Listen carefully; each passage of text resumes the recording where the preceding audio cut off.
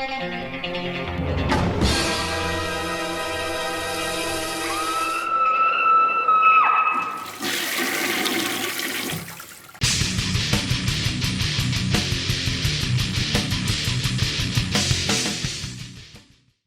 up, everyone? Thralls Metal here once again. I'm Necrognick, and I have an album review for you. So this once again comes from our friends at Screaming Toilet. Again, fun site full of cool pop culture reviews, podcasts, articles. Definitely check it out. It's a good time. So today I'm reviewing Botanist's new album, Ecosystem. This came out the 25th of October on Oral Music. These guys formed in 2009 in San Francisco and are a very interesting band in terms of their overall sound. It's a mix of post-metal, black metal, and definitely some avant-garde music. Since 2009, they have 10 releases, not all full lengths, definitely splits and EPs mixed in there, and I think some compilation appearances. And this is a concept album, which, instead of trying to explain it, I'm just going to read it off the back of the CD. This concept album is about the ecosystem of redwood forests on the west coast of the United States, from California to Oregon. Ecosystem is mainly about various natural aspects of the local flora and fauna, but also deals with mankind's impact on them, particularly calling into question whether humanity has an operating ecosystem of its own. This album is a collective one, in that it was written and recorded by the members of Botanist's live entity circa 2018-2019. So already an interesting heady concept to this album, and I generally like concept albums because as long as there's a cool subject matter, it generally works for me because I'm a big sci-fi nerd and all that sort of thing, and I like interesting heady concepts. So they kind of piqued my interest a bit. Now, I didn't look into this band very much other than just going right in and jamming it, and then of course I had some interesting questions when I really looked into it. So opening right away, the first thing I hear is a hammered dulcimer, which I thought was interesting way to open up an album. And then as I listened to the opening track, Biomass More, I realized there are no guitars on this. Outside of a bass guitar, none. We have one person playing a hammered dulcimer and a harmonium, who I also believe is doing vocals, a bassist, a drummer, and then a backup vocalist.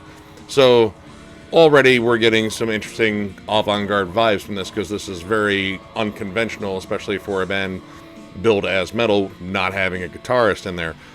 Very interesting sound. Now I have to admit the blending of the harmonium and the bass kind of added an interesting hefty background to it, but the dulcimer being right out in front, it's really hard to escape that there are no guitars here. So it's hard for me to talk about riffs or anything like that on this album because it comes down to just very interesting melodies. Now, it opens up actually very energetically. The drums are very energetic, pretty fast for the most part. Lots of good double bass work and mixed very well too. They're right out in front. You can hear them very well. And the vocals kind of ebb between tortured screams and chanted vocals that are harmonized, but not particularly well because they're very flat, I think. Now, the song had a really interesting bridge on it. I thought musically it was very pleasant. Now, the clean vocals I didn't think were very interesting. It's more of just kind of a flat chant, but kind of really got into the melody of this song, at least in this part. And then it actually breaks into full-bore blast beats later and kind of gives you more of a metal feeling, again, missing those guitars, but it still kind of works here. The closest thing I could compare this to is maybe Ulver. I was really struggling drawing comparisons to this because I don't listen to a tremendous amount of avant-garde music, but I do listen to some, and that was probably the first band I could think of in terms of a black metal band that definitely experiments a lot.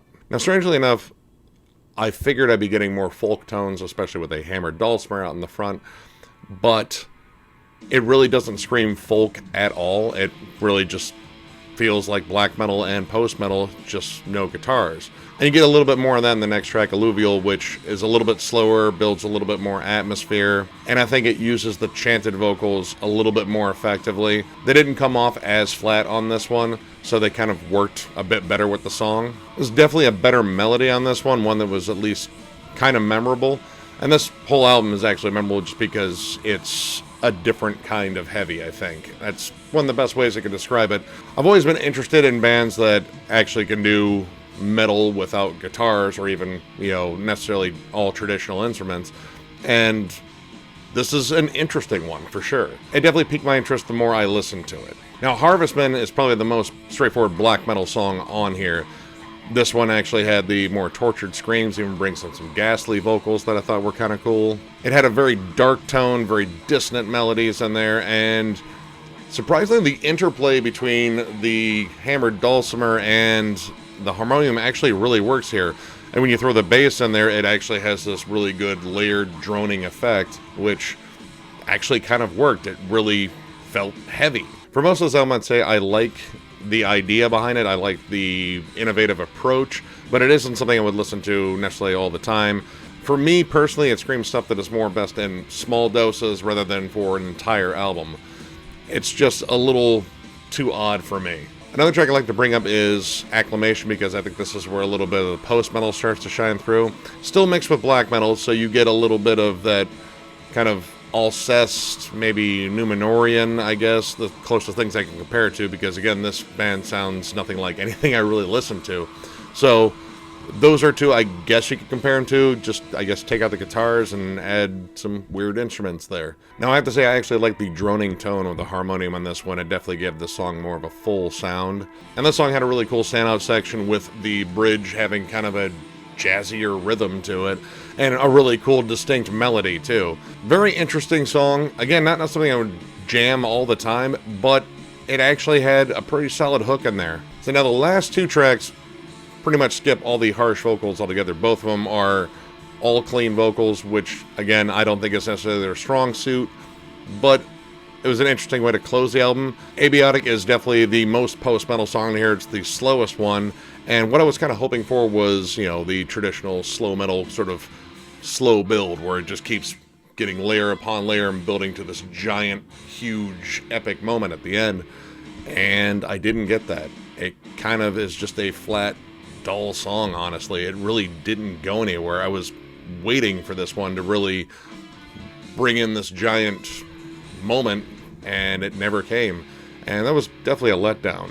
And Red Crown I thought was interesting because it brings in some thrashy gallops, which when it comes down to the more up-tempo moments, they generally are more blast beats, which works better with the sound because it kind of adds to the very full sound, kind of wall of sound they're kind of going for here. The gallop kind of breaks up a little bit, and while the hammered dulcimer has an interesting melody to it that I thought was pretty good, it just feels out of place here. Even when they're going into a double time section with the bass drums going, it just doesn't feel like this part really belongs very well. Interesting gamble, though, in terms of just trying to throw that in there, because at no other point does this pop up on the album. There's no other thrashy gallops like this, but it doesn't necessarily work very well. Now, this song does have some really cool melodies that I thought were good, but there is a section with isolated vocals that, again, the clean vocals are not their strong suit. They just come off very flat. And it does bring back that interesting gallop later, but again, it just kind of has a weird contrast overall in the song. Definitely an interesting listen, definitely a challenging listen. So, all in all, I'm going to give it 2.5 stars. This really isn't my thing, but I found things in this that I liked. It's just maybe a little too off the beaten path for me. Again, I love talking about riffs, chugs, all the hallmarks of most forms of metal. And in this, with lead instruments like a hammered dulcimer, it's really kind of hard to talk about that. I really appreciate the fact that they pushed to do something very different, and this is very different. But it doesn't necessarily always work, because different doesn't necessarily mean good. But if you're looking for something kind of strange and off the beaten path, definitely check out this release. It is very interesting, to say the least. So, if you like the video, give it a thumbs up. And if you are new to the channel, subscribe, because we do shit like this all the time. Catch you guys later.